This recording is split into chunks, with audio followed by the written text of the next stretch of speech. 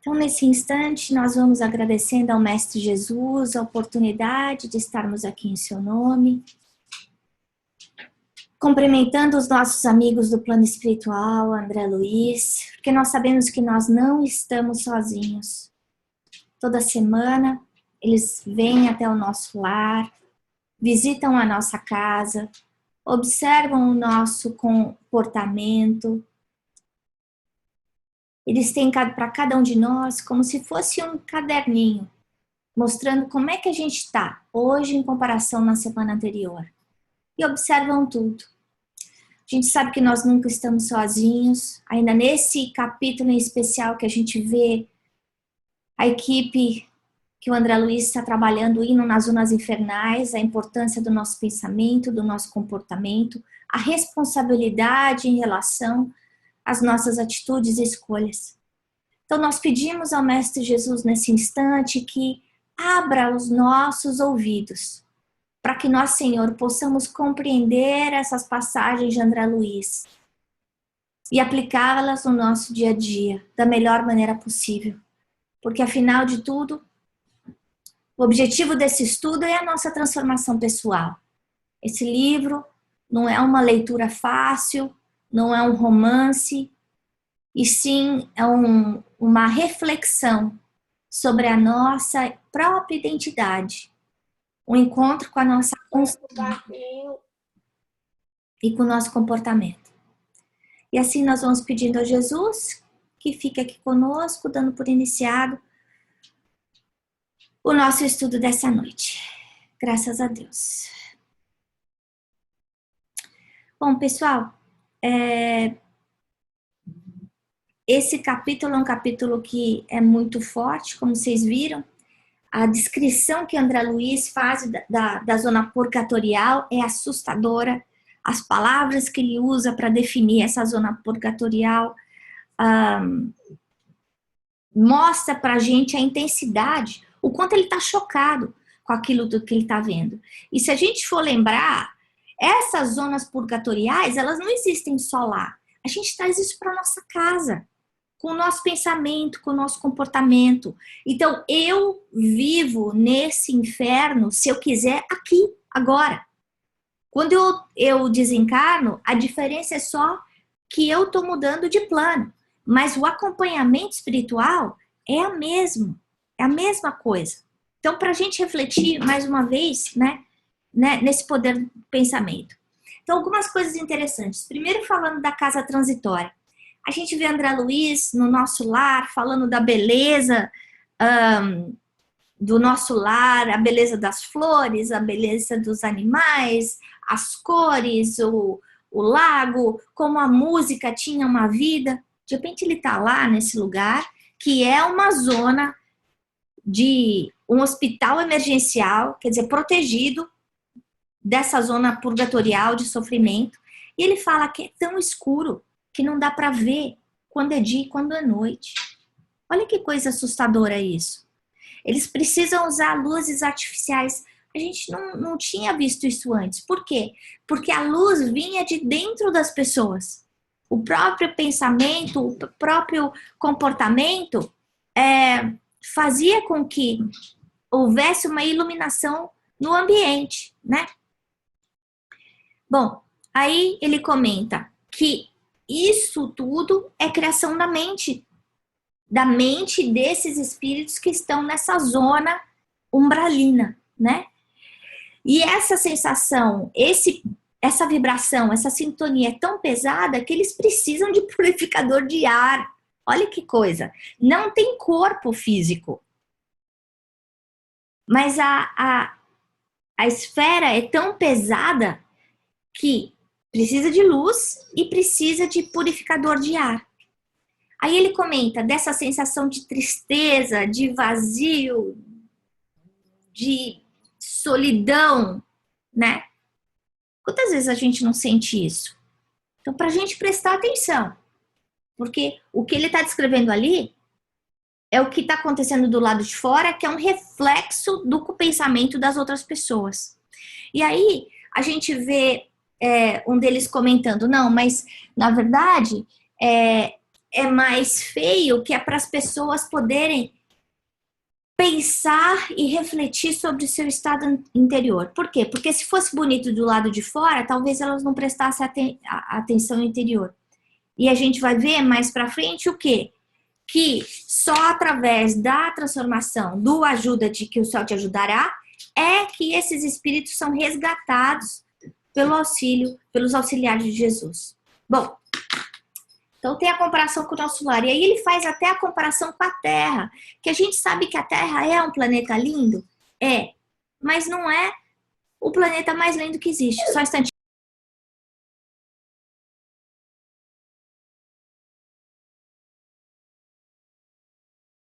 Não é o planeta mais bonito que a gente conhece, que a gente sabe que existe. Por quê? Porque não é um planeta onde existem espíritos puros, onde o mal ainda prevalece sobre o bem. A gente ainda vê gente morando na rua, a gente ainda vê pobreza, a gente ainda vê sofrimento. Basta a gente ligar a televisão, né? Isso tudo polui também a atmosfera vibratória do nosso planeta. Mas mesmo assim, a Terra ainda é muito mais bonita do que aquele lugar obscuro, triste, sem vida, né? Aí ele descreve ainda precipícios infernais, e a gente fica pensando, nossa, o que é isso?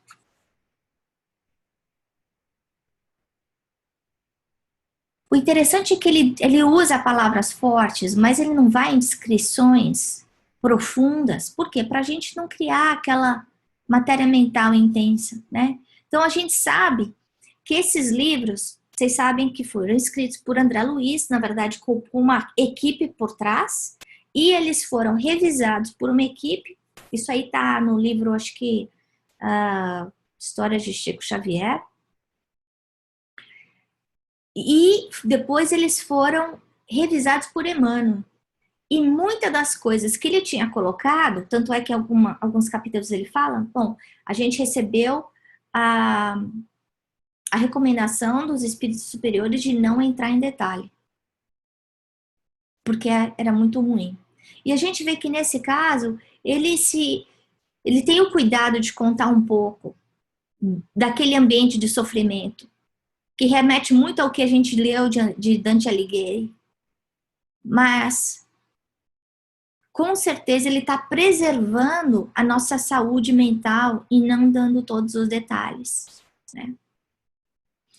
Mas fica claro que esse lugar é um cadinho de sofrimento para várias pessoas, para vários espíritos que fizeram o mal e, pelo peso da consciência, não conseguem ir para um lugar melhor do que esse, né? Não é porque a ajuda não esteja presente, é só que o próprio comportamento, a ajuda existe e eles não conseguem receber a ajuda. Bom, aí eles vão viajar. Aí tem esse grupo. E é interessante a gente ver, porque eu já escutei muitas vezes de amigas minhas, de amigos meus, de alunos falando, eu não posso dar passe porque eu ainda perco a paciência, porque eu tenho muito problema em casa, porque o meu marido é isso, porque eu sou aquilo. E aí a gente vê esse grupo, que é um grupo imperfeito. Ele fala, é um grupo que está dedicado, que está sereno, mas eles não têm uma cultura refinada, eles não têm uma sensibilidade apurada. É gente como a gente, né? Mas tem a boa vontade de servir, a disciplina de trabalhar. Por quê? Porque à medida que eu trabalho, à medida que eu estudo, e esse exercício que a gente está fazendo junto, né? Essa oportunidade que todos nós temos, principalmente eu que estou aqui preparando a aula, é de autoavaliação e aprimoramento pessoal, né?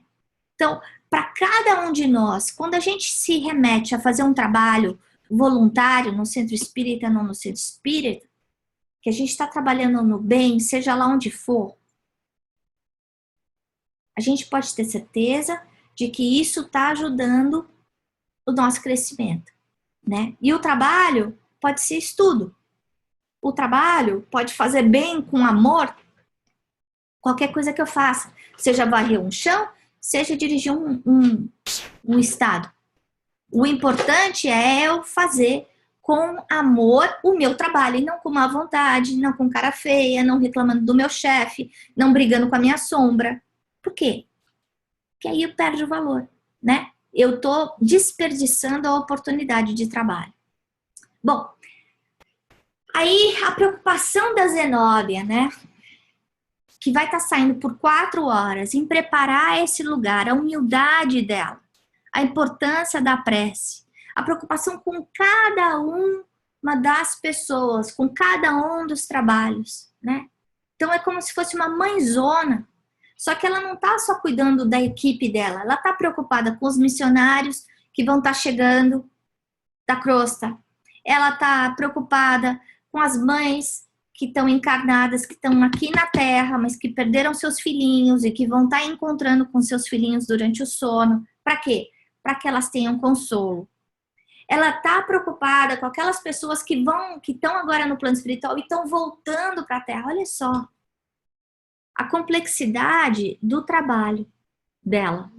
E a gente vai ver aí nesse capítulo que não é dizer que ela tem uma ficha limpa. Não.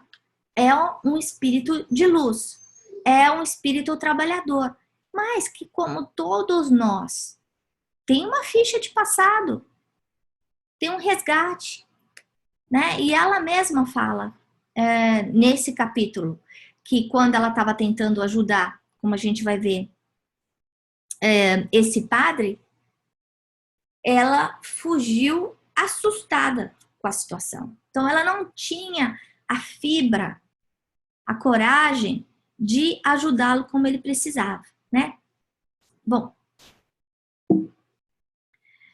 aí eles chegam lá nesse abismo infernal e André Luiz fica completamente chocado com tudo, com o ambiente, com a vibração, com o peso. A gente tem certeza que o cheiro deve ser ruim, que em todos os sentidos deve ter essa absorção de uma matéria mental pesadíssima, inclusive os animais. Aí, mas como? Se o animal não fez nem o bem nem o mal, né? O animal ainda, ele tá como um princípio anêmona, não, o princípio não é ainda o princípio inteligente, né? Mas como? Por quê? Porque isso tudo é criação mental. E a gente vê, inclusive, a Zenóbia falando, apesar dos gritos de sofrimento desse lugar, que claramente parece um inferno, né? Ela fala, ó, vamos ficar quietinho.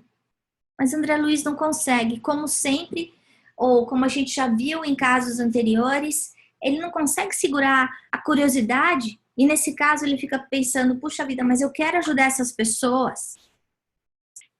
E aí ele percebe que o minuto que ele fala 4 palavrinhas, aquele terror aumenta tremendamente, que não eram de repente só as almas sofredoras, mas todos os algozes que vêm de uma forma violenta atacá-los. E ele fica aterrorizado, ele tem vontade de fugir. A única razão que ele não foge é porque ele vê as outras pessoas calmas, então, que já tinham mais experiência. E aí o que eles fazem? A defesa da prece. Então, para a gente lembrar que na hora que a gente tiver com vontade de correr, de fugir, a nossa defesa pessoal é a prece. E essa prece cria um magnetismo que, nesse caso, impõe luz e separa a gente daquela situação ruim que a gente se encontrava, né? E o interessante é que ele fala, ela fala, não é que a gente não tenha compaixão por essas pessoas que estão sofrendo.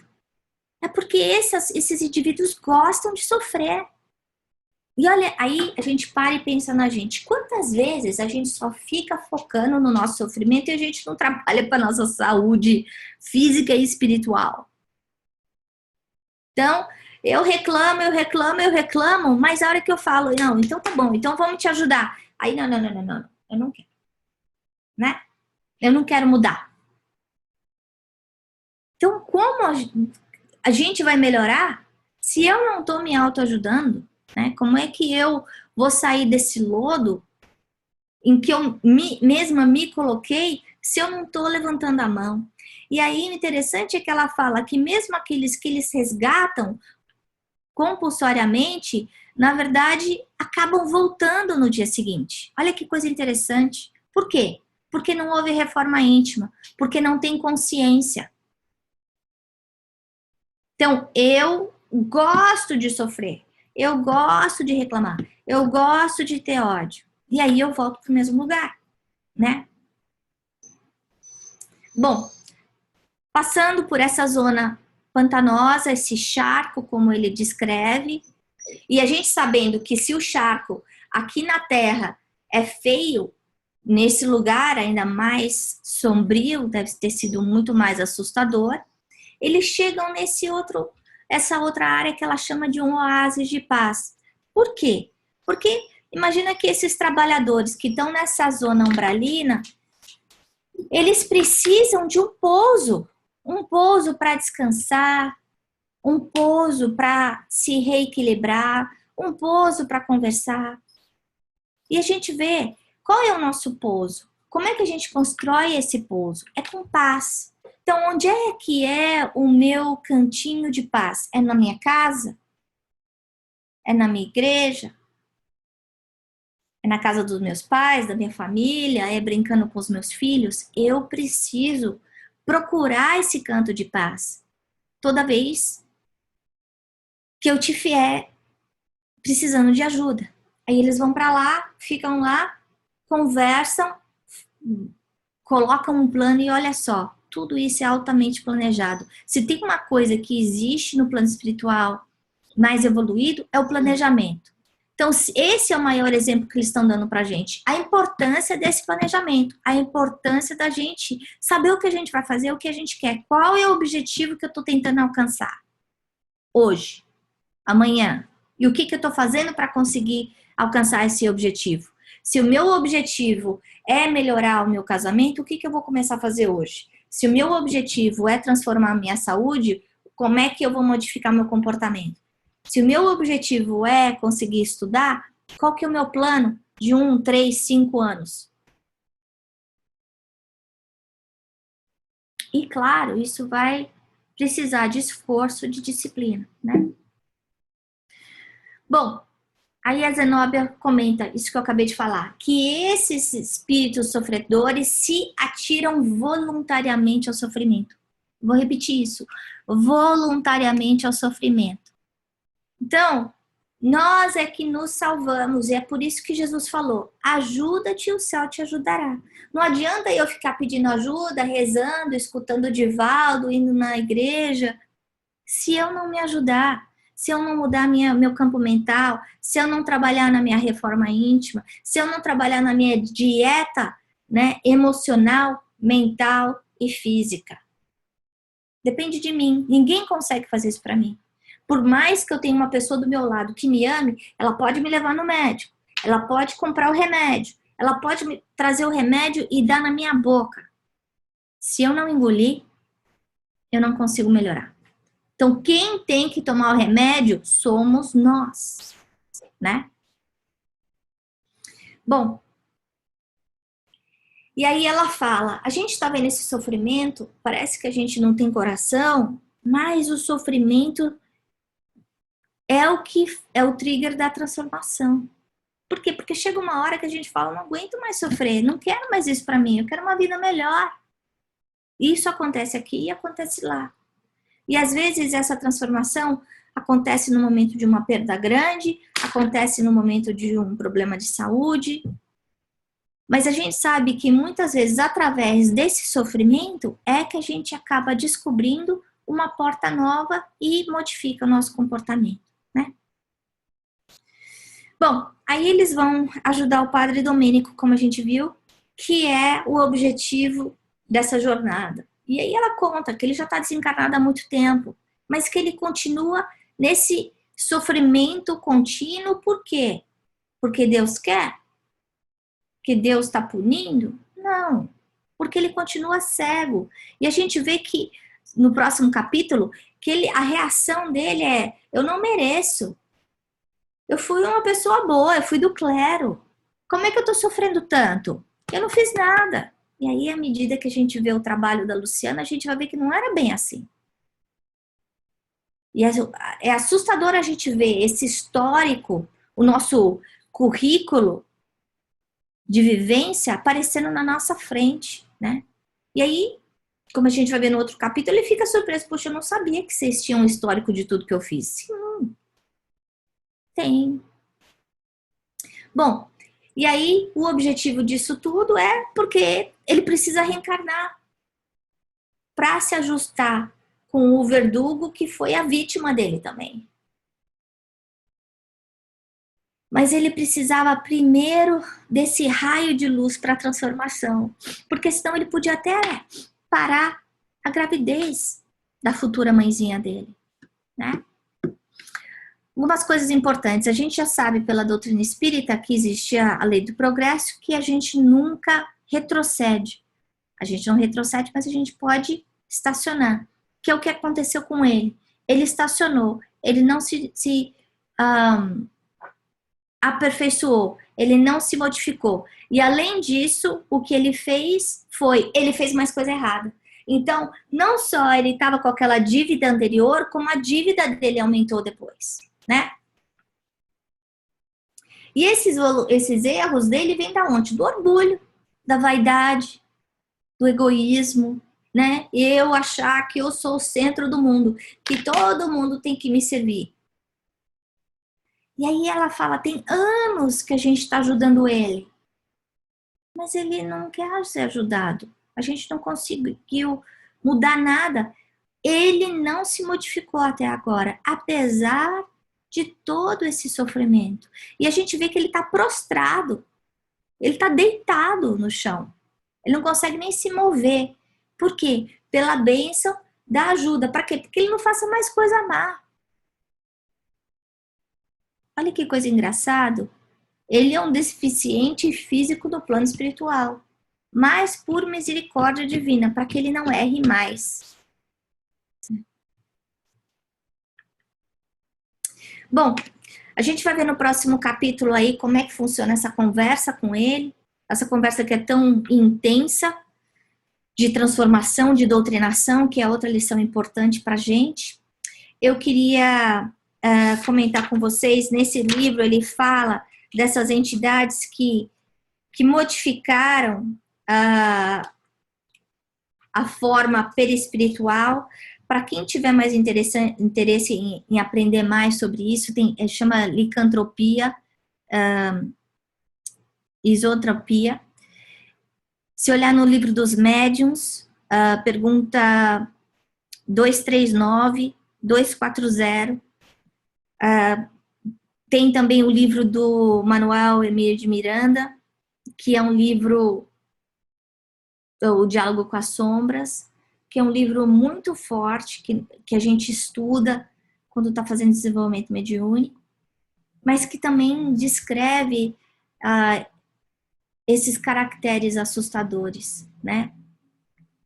Da transformação do perispírito pela má qualidade mental. Da mesma forma que acontece a transformação do perispírito pela boa qualidade mental, né? Então, para refletir essa semana, algumas coisas. A primeira é como é que está a nossa consciência, né? Porque a gente vê que a consciência é que vai trazer para a gente o sofrimento ou a alegria. Então, isso não significa, puxa vida, mas eu já fiz muita coisa errada nessa vida. E tem vezes que a gente fez tanta coisa errada que a gente finge até que não fez. Que tenta esquecer que não foi com a gente. Não tem problema se a gente errou. O importante é o que eu estou fazendo agora para melhorar. Então, se eu ferir, se eu matei, se eu desrespeitei, se eu fiz um aborto, o que eu estou fazendo para um grupo de pessoas semelhantes? Por exemplo, se eu não soube respeitar os meus pais, Como é que eu estou amando os velhinhos? Se eu não soube cuidar da minha gravidez, como é que eu posso fazer um trabalho com mães que estão gerando um bebê ou que crianças pequenininhas? Se eu não soube valorizar a minha família, como é que eu estou tentando hoje modificar isso dentro de mim e auxiliar, através do meu exemplo, outras famílias, né? Outra coisa para a gente pensar é o poder da prece. E a gente viu aí uma troca de e-mails uma troca de mensagem com a Karina, né? E ela fala que a prece é o maior poder, a maior concessão que a gente tem. Então, a gente acreditar que quando a gente estiver achando que as coisas estão muito difíceis, quando a gente quiser desistir, quando a gente estiver se sentir sozinho, triste, é a prece. Está na hora de rezar. Mas não rezar blá, blá, blá, blá, blá, blá, blá, blá, blá. Não é prece decorada, é a prece de coração, que qualquer um de nós sabe fazer. É a conversa com Deus, né? E a gente lembrar de colocar essa conversa com Deus ao longo do nosso dia. Conversa com o nosso anjo da guarda, que é aquele espírito que foi designado para ajudar na nossa evolução, que acompanha a gente através de várias encarnações. A gente pode começar a fazer uma prece, não precisa ser longa, não precisa ser complicada. A hora que a gente acorda, a hora que a gente vai tomar banho, que é um momento ótimo, porque a água tem um magnetismo muito grande, funciona como um passe. A hora que a gente vai escovar o dente, a hora que a gente vai dormir, a hora que a gente vai entrar no ônibus, que a gente está entrando no trabalho. A gente lembrar de fazer essa conexão, ligar o telefone vermelho, que como a Zenóbia fala, é o maior tesouro que a gente tem. E aproveitar esse tesouro. Que não é porque a gente não está enxergando a ajuda do outro lado que ela não existe. Porque a gente não enxerga as ondas de rádio, a gente não enxerga o Wi-Fi, a gente não consegue enxergar as moléculas do ar e elas estão aí ao nosso lado, todo mundo sabe, né? Então, nós vamos assim agradecendo mais uma vez o auxílio, né? De André Luiz, dos amigos do plano espiritual maior, pedindo nesse instante que cada um dos nossos lares, dos que estão aqui ou dos que não puderam vir, possa ser visitado pelos benfeitores espirituais, que uma grande faxina espiritual possa ser feita, que a equipe de Maria possa cuidar de todas as entidades que por acaso se encontram nos nossos lares, entidades que foram trazidas pelo nosso desequilíbrio ou por outra razão. Vamos pedindo por todos aqueles que vieram junto conosco buscar esse estudo, esse aprendizado conjunto. Que a paz de Jesus possa abençoar seus corações. Por toda essa gleba de espíritos bons, benfeitores que trabalham nessa gleba tão árdua, tão dura, nos ajudando aqui na Terra, como o grupo da Zenóbia, como a Casa de Fabiano. Que a luz de Jesus possa abençoar esses trabalhadores invisíveis do bem e retribuir por nós todo o bem que fazem. Vamos pedindo pela nossa família humanidade, agradecendo mais uma vez, Senhor, a oportunidade de estarmos aqui nessa noite e pedimos que possamos estar aqui na próxima quarta-feira, se Deus quiser.